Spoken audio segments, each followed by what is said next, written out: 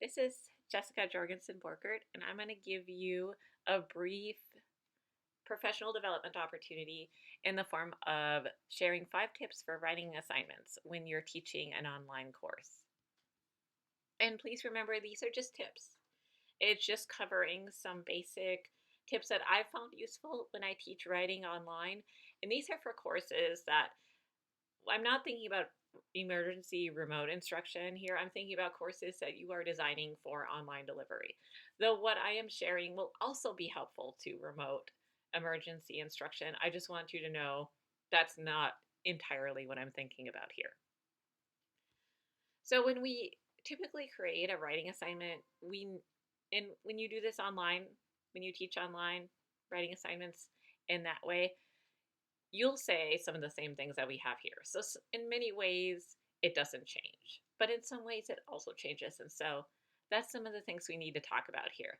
But you'll always share what the purpose of the assignment is, who the assignment is written for, the writing style for that assignment, any organizational things students have to keep in mind, and of course, formatting and any kind of citation styles you're asking students to use. Finally, you'll probably also sometimes have an overall scenario for the assignment. As somebody who teaches professional writing, I always have some kind of scenario, whether it's real or imagined. So the next slides are going to offer 5 tips for thinking about writing assignments in an online class. One thing that I've learned, I've been teaching online since 2009. And one thing that I can share is you need to start engagement early. And this is true for face-to-face courses as well. But your first assignment should be an activity that introduces students to the course early. And usually I try to have this something that they turn in at the end of that first week. But it has to get them engaged somehow. In my professional writing course, and this is a support course that I teach, English 301, they usually will send me a professional email where they share a complaint or problem they have faced at PSU. I know that sounds very negative, but actually you learn a little bit about students. It's very interesting to read those emails. English 113 is a little bit different, where I have them actually post very brief introductory videos. You can use something like Flipgrid for this, and Flipgrid used to be, and I think still is, can be embedded into Canvas, but I've also used Flipgrid just from their actual Flipgrid site and not, connected directly to Canvas as an app within Canvas. But I'll just ask them to post introductory videos, probably 1 to 2 minutes, where they share a favorite book or, musical film genre. And if you're not comfortable with video, you could always have just a discussion post about that. Tip number 2 is don't be afraid to put textual information into an audio visual format.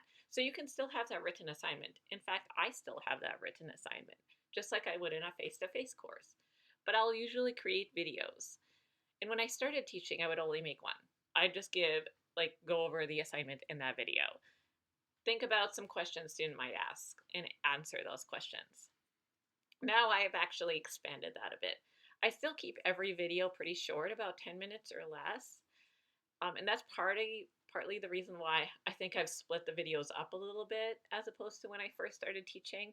But the second video likely will scaffold the assignment in some way. So it'll break down the assignment into smaller manageable components for them. For example, if part of the assignment is to create an elevator pitch, I'll probably tell them elevator pitch basics, like how to set up that pitch. And I may even play them a video from Shark Tank over that. And by the way, if you do record videos as screencasts, like I am right here, you can play videos from YouTube or elsewhere. Occasionally, I'll make a third video, and I'll lead students through an activity that engages them in some way.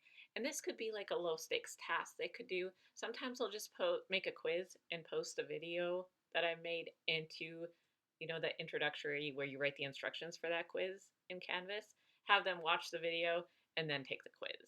So low stakes. Tip number 3 is think about variety and flexibility.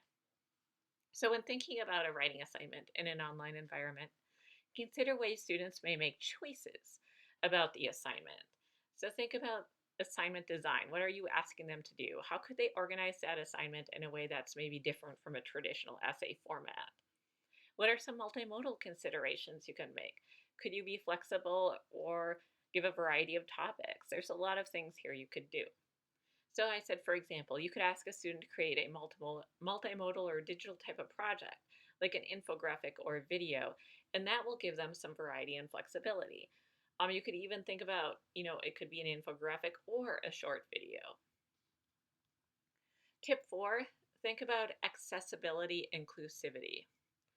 So this is pretty important because we do have students who are really in the digital divide, and I think we've seen this when we did move to emergency remote instruction. But one of the first things that you can do is give them a short quiz and see what kind of access to technology they have.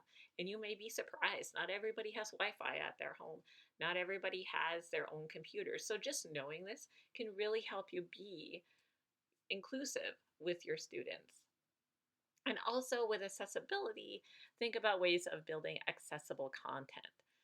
Some students may need closed captioning for videos. And of course, we always get information from the Office of Accommodations, but always try to think about accessibility. For example, YouTube will automatically create closed captioning. I've had some troubles with doing it in VidGrid. So in those cases, I download the video in VidGrid and upload it to YouTube. Another thing is thinking about students who you may have international students or other students that are non-native English speakers.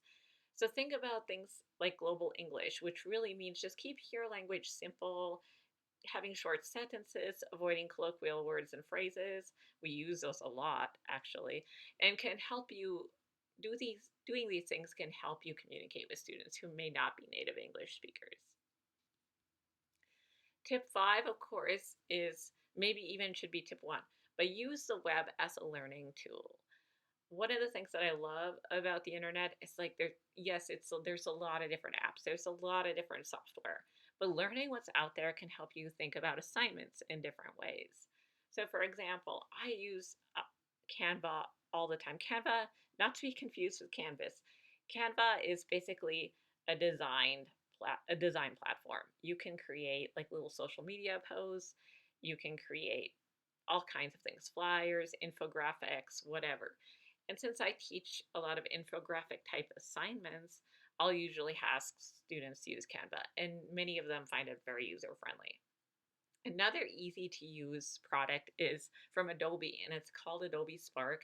It's free. They can make, I think, PowerPoints on it too. It's not just for video, but it's something that students can use, and it's basically almost drag and drop. They'll give you a template for creating videos and that.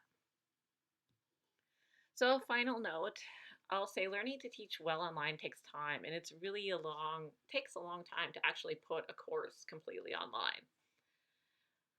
But I think, like I said earlier, it can be fun to learn new tools. So think about how often we actually learn new things every day, like learning how to make a new recipe, or maybe, you've driven a car for 15 years and suddenly you have a new car and you kind of have to transition into that new car because you know how to drive the old one, right? So really it's just a learning curve. There's always a transition in it. But I hope you would have fun in teaching in class online if you've never done it, or if the only time you did it was when we moved to remote instruction. So I hope this information has been helpful for you. Thank you. If you have any questions, please let me know.